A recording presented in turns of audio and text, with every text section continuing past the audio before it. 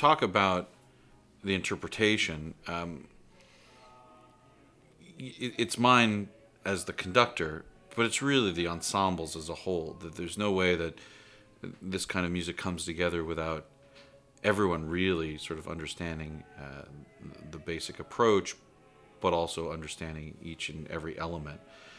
And one of the biggest decisions that a conductor has to make is what the performing forces will be, not just what we talked about before with the instrumentalist, but how many singers will one use. And that's been a matter of, well, probably one of the hottest debates in musicology over the last 10 years, although the big question of how many singers did Bach use, and there are two very distinct camps to this question, either one on a part or the other side more or less feels it was at least three.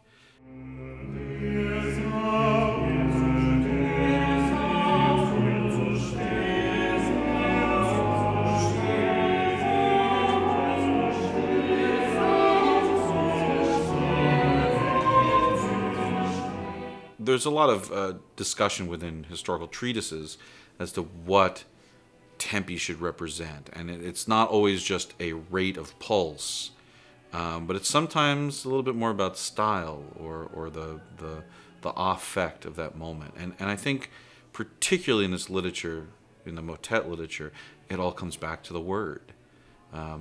If one looks at the text, which is sometimes quite complicated and quite broad. I mean, the general affect of a full motet's text may be comfort or joy or a little of both, or even something a little darker.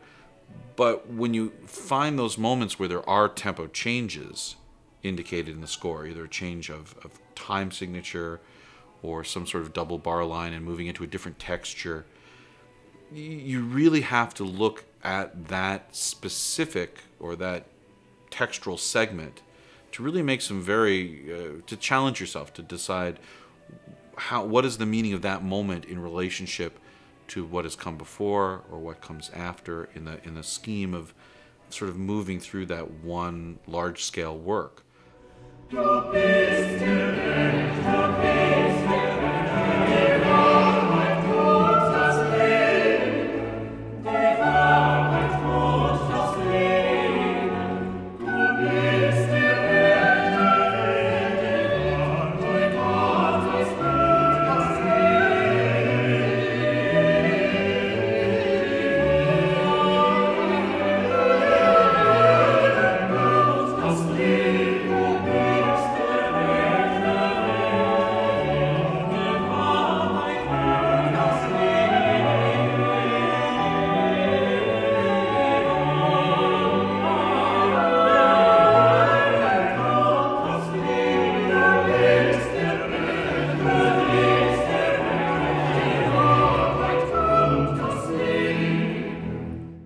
The continuo section for these motets is certainly open to interpretation as well, but most interpreters, and ourselves included, have gone with more of a minimal continuo section to not really disturb the transparency of the double choir ensembles. So really what we have is a continuo section, in our case, consisting of organ and violone, which is a 6-string fretted bass instrument, plays an octave lower than the cello, the 16-foot register, and adds some depth to the sound. And in fact, in their Geist parts, this is actually indicated, just organ and that violone. So again, you can take that notion of those two instruments and bring them into all of the motets if you really want to. But what we did was we used that particularly for the motets with double choir, which makes for a little bit richer central continuo group, and of course the organist in this case on a portative continuo organ is actually improvising accompaniment in the right hand and playing the written bass line in the left. So you've added quite a bit of depth in this little central continuo group, even away from the two choirs, that are really maintained with the voices and those doubled instruments.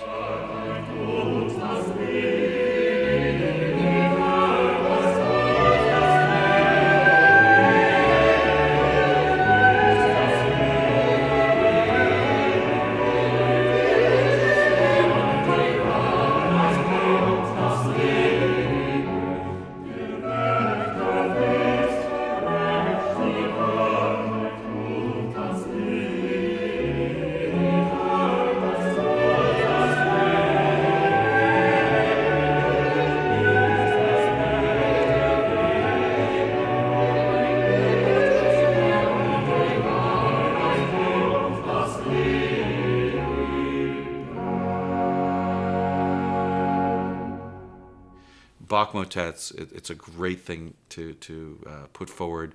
I think we're very proud of this recording. The recording we did before this was Bieber, Carissimi, and Solomon Rossi. And the Rossi works were less known, and the Carissimi Yeptha was fairly well known. But the Bieber was a modern premiere of a work that had never even been edited from manuscript. So that was sort of my task to prepare. And it's a lovely short liturgical work, a Stabat Mater setting. So we're going to turn our focus, I think, back to some of that now that we've put out some Handel and some Bach and a little bit of Vivaldi upcoming. And the next step to look towards some of the lesser-known composers of 17th and 18th century. And we're looking forward to that. There's some other projects that have been proposed, and we're pretty excited about those as well. But best thing to do, come hear a live concert and really experience what we do, because it's just as exciting, if not more, live than it is on recording.